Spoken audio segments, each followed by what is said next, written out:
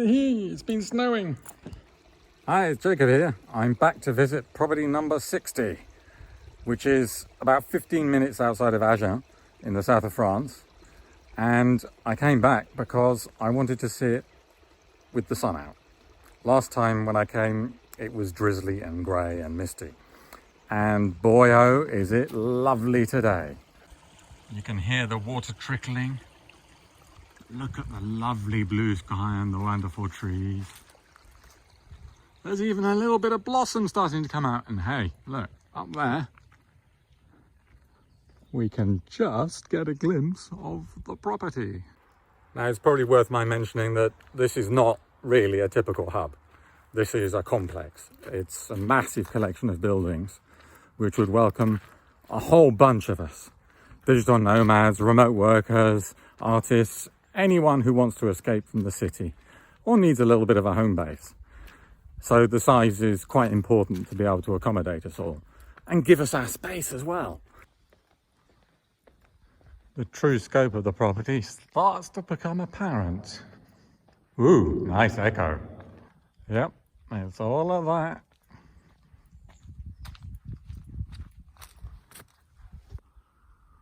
That's the most interesting building. That's where the bins are kept. Then we've got the main accommodation block with the outbuildings behind. When we move round a bit, you can see the old hall there on the left, well, in the middle. Some weird sheds down below. All of this land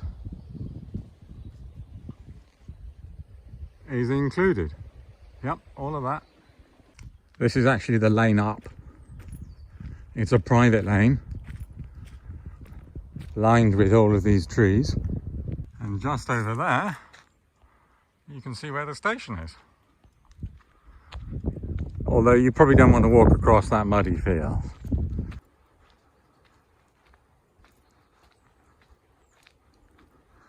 How about this for a gorgeous entrance? Unfortunately, the first bit of the building you see is probably one of the ugliest. Okay, there's actually far uglier bits. So this is arguably the lawn. It's not particularly flat. I like tufts of grass.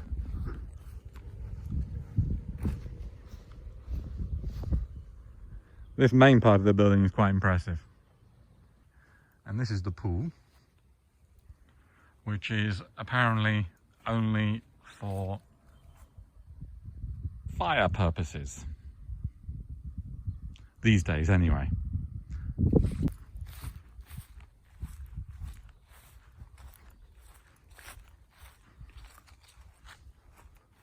Somewhere down here through all these brambles are a couple of sheds that could probably be turned into lookouts or even mini studios, tiny homes.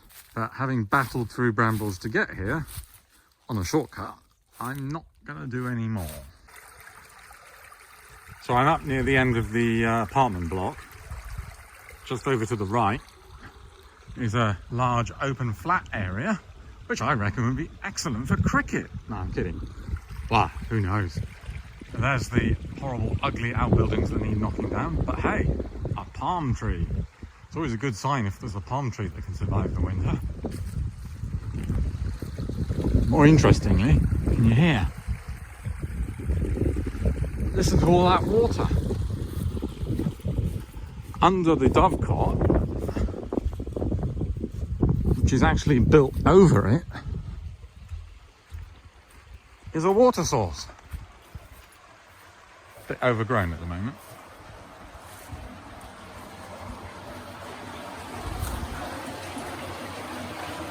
And just down here is a pool for jumping in. Look how bland that is. And the interior is obviously very functional. Although the flooring is actually not too bad. Easy to clean at least. These bedrooms do actually have rather fantastic views. And look, down there is the railway bridge with the stream trickling down below.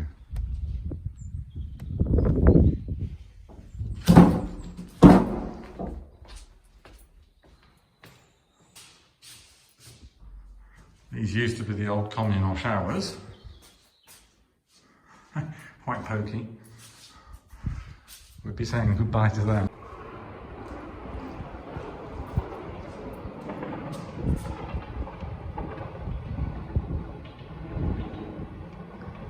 And that was the cute little local train.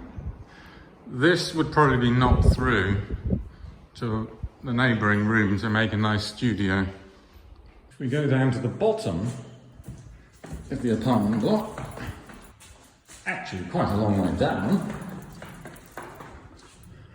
we reach a nice empty basement void.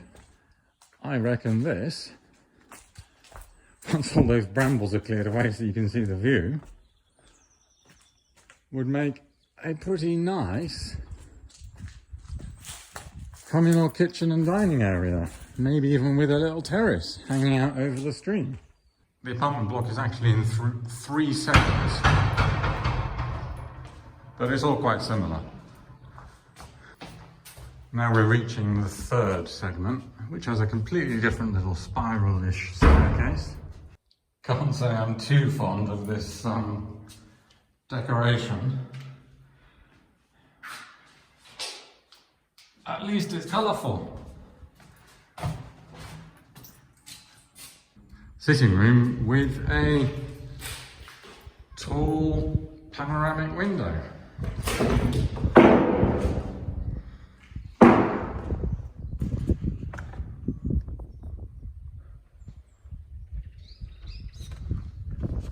Always great fun hanging out from the windows.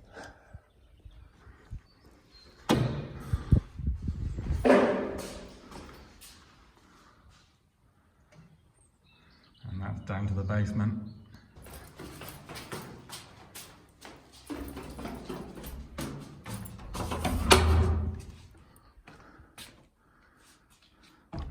Which would make a lovely lounge.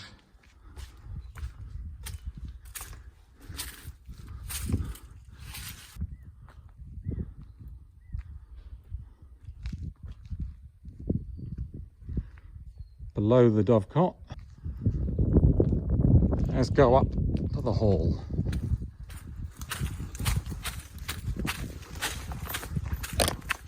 This is an older building with a modern extension, which makes it quite peculiar.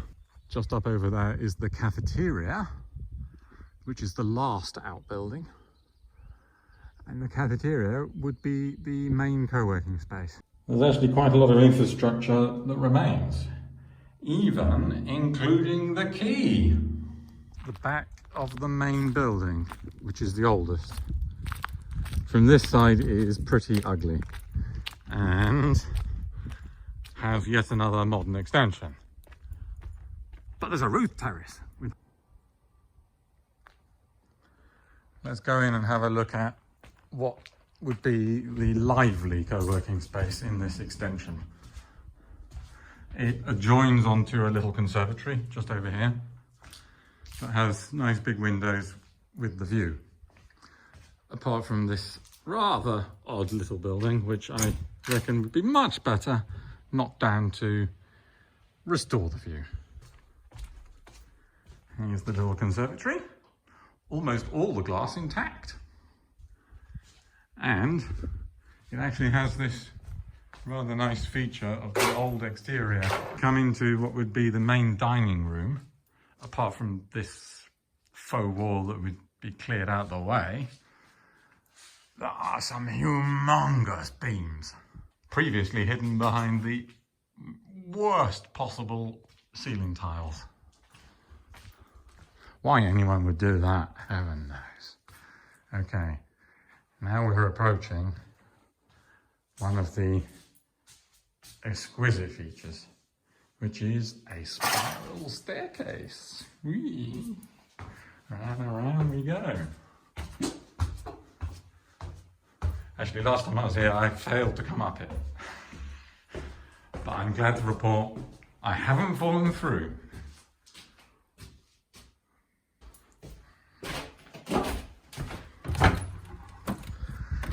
And this is a bit of the roof terrace, right next to that little tree. We have fantastic views Here we actually have wooden floors. Fairly solid. And because this is the old part of the building again, more beams. I reckon if more ceiling tiles were pulled down, you'd find some other nice features too. But of course, as with any building like this, you end up with lots of steps in random places. I wouldn't want to swim in it that colour though. These rooms would be pods, and they actually have a little balcony. This is the master staircase of the main building. It's modern. And then we've got a hall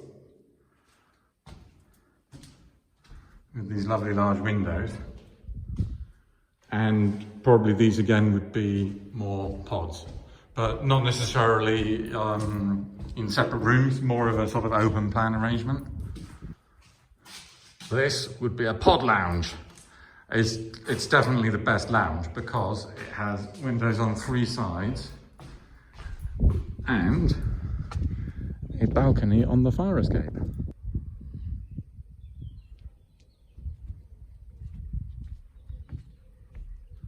This is the main courtyard. Oh, this is unusual.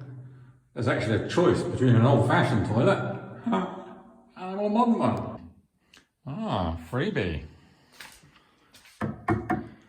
Nice big solid anti-room sinks.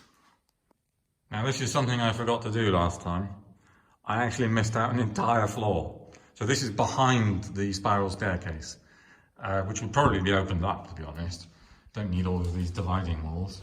But, okay, check out this little nook. Wonderful stone spiral staircase again.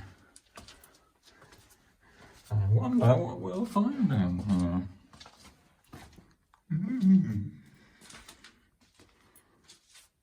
here. Somebody's added plasterboard.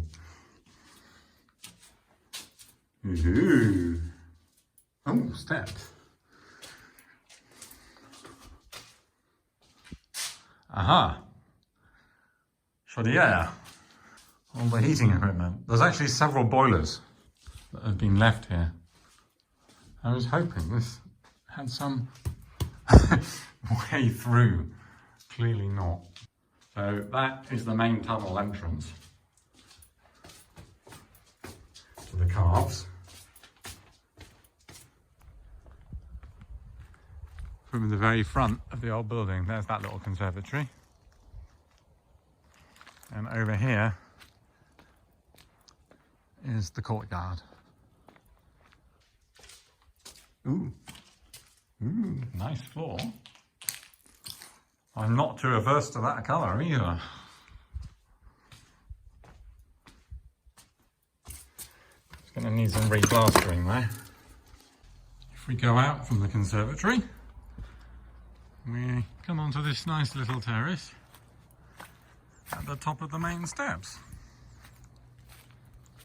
I guess technically that is the main entrance. But given the wide choice of ways to get in, I'm not sure why this one would be the only one. Ooh, guess who's here? Dinner. Actually, I met them last time I was here, except they'd conveniently trapped themselves in a cage. From here you can really get a sense for how many and how long the outbuildings are. I mean, the cafeteria is actually a separate building. This space could actually be a rather fantastic indoor event venue. It's in a hideous state though. That snow is actually the ceiling installation that's fallen. Pretty crazy, huh? I don't really know what to call a property like this. A complex really does it injustice. Maybe a hub base. Yeah, I think that could do it. And look what I just found. That means I'm ready to get to work. What do you think? Yeah. One of the cool things about walking around in the countryside whilst visiting all of these random properties is not only all the fantastic trees, but what's this sign behind me? That sounds pretty interesting. I'm going to have to check that out.